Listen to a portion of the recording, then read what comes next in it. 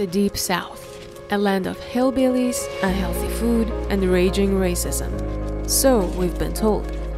The South is an underdog, deeply misunderstood and undervalued in its food and way of life.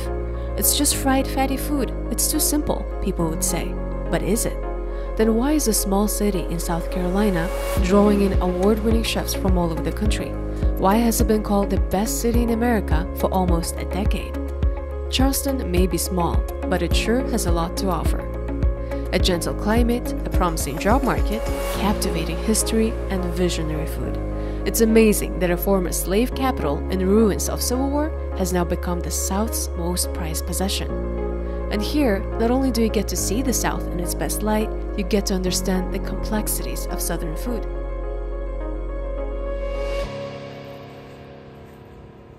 True Southern food is neither fatty nor simple.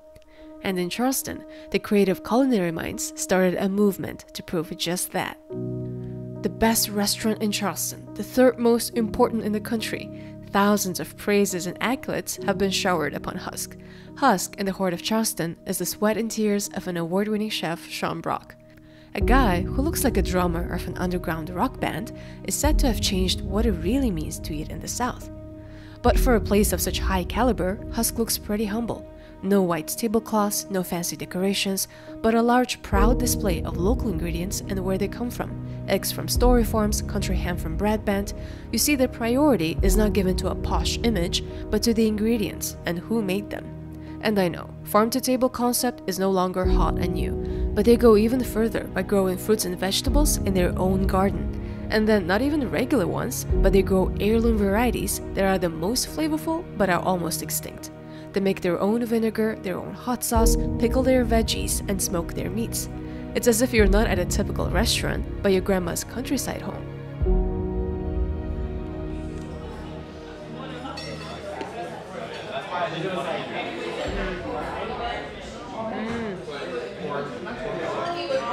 I can't believe this is cheese, you know? This is pimento cheese on top of bell crackers. Let's start with something very southern, pimento cheese, the caviar of the South. It felt like biting into a cloud, but it was the crackers that stole the show. They had the rich and nutty Benny seeds that were almost extinct. They're a southern variety of sesame seeds that the enslaved brought from Africa centuries ago. And at Husk, it's all about showcasing rare southern ingredients with heritage. Like this one, heritage pork with country ham with field peas and butter beans. The name heritage pork alone tells you it's gonna be the fattiest, the happiest, and the most flavorful pork you can find. It's because they have old world DNA and flavors that date back centuries. Mind-blowing to think that these hogs were roaming the fields before World War II.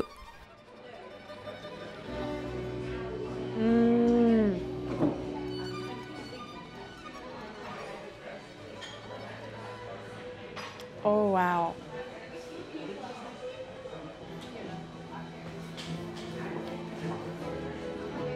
I don't know why, but it just makes me feel so happy. The pork was so unbelievable that violins started playing Vivaldi in my ears. It felt like reaching some type of a milestone. Brock says that Southern food is all about making you feel a certain way. Be it feeling like home, feeling happy, comforted or healed, Southern food is a sensory experience. Maybe the Atlantic grouper will remind you of swimming in the ocean with your friends that summer in 2010. Or the potatoes alone bring you back memories of your childhood, digging and playing with dirt. I'm only asking because it did for me. Although I did not grow up in the South or the States, it hits close to home. Maybe that's the magic of simple, unique ingredients. Maybe it's the robust flavors and elements of nostalgia. Although Brock left the restaurant, Husk is still a reminder of a time when our food used to taste better.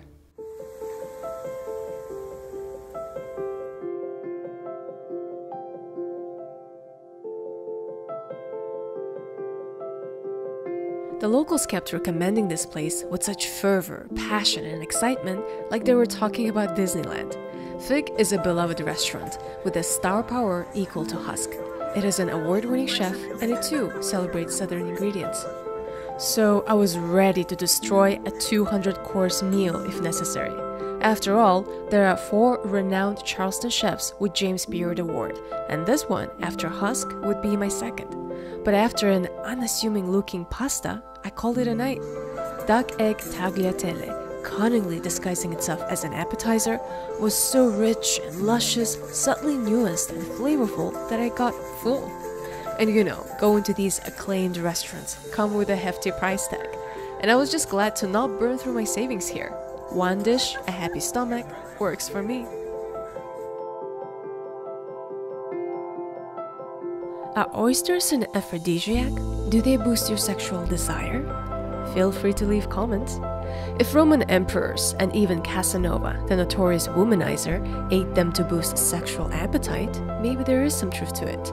What I can tell you for sure is that very sexy, steamy, southern fried oysters soaked in buttermilk are waiting for you at Pearl's in downtown Charleston. Plus, a very satisfying happy hour. The chalkboard menu here is glorious evidence that Charleston is a mecca for seafood.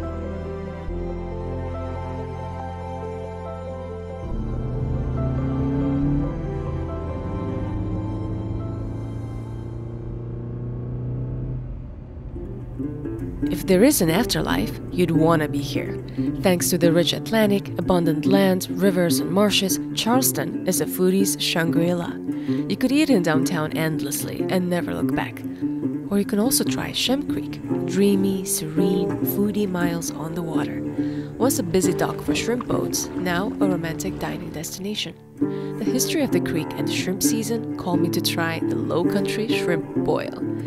Succulent shrimp, sweet corn, potatoes, and smoked sausage smothered in garlic butter. Oh, okay, look at this goodness. Look at all the garlic in there. Okay. Let me just have this small piece first. Mmm. Garlic and shrimps. Match made in heaven. I feel like you made it, you know. Look at the beautiful view. We have the marshes, the swamps, and then you have people on boats just enjoying their life, and then eating. What else do you want, you know? What else can you want? When talking about this iconic southern dish, I cannot but mention the Gullah Geechee people. As Charleston was the largest slave port, its food and traditions were intertwined with the enslaved African Americans. After grueling hours working on plantations, they made one-pot meals with whatever was at hand to feed a hungry crowd. I'll talk more about their lives in our next episode.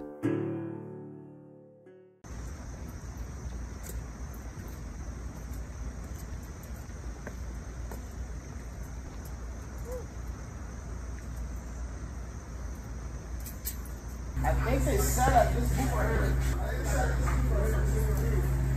This is the one they set up. You seen the episode? Was that this one? Okay, the Waffle House is not an award-winning, innovative, or a fancy restaurant. It's just your best friend when you're gloriously drunk and mad hungry. Or it's a caring wife who'll feed you before work. For me, it was a place of nostalgia. This is where Anthony Bourdain ate waffles with Sean Brock years ago. You can see why it's here that Brock fell in love with cooking. In the wee hours of the day, these soldiers are cooking your grits, hash browns, and patty melts without skipping a beat. They somehow make sense of your heavily slurred speech. They're surgically precise, alert, and they're always here.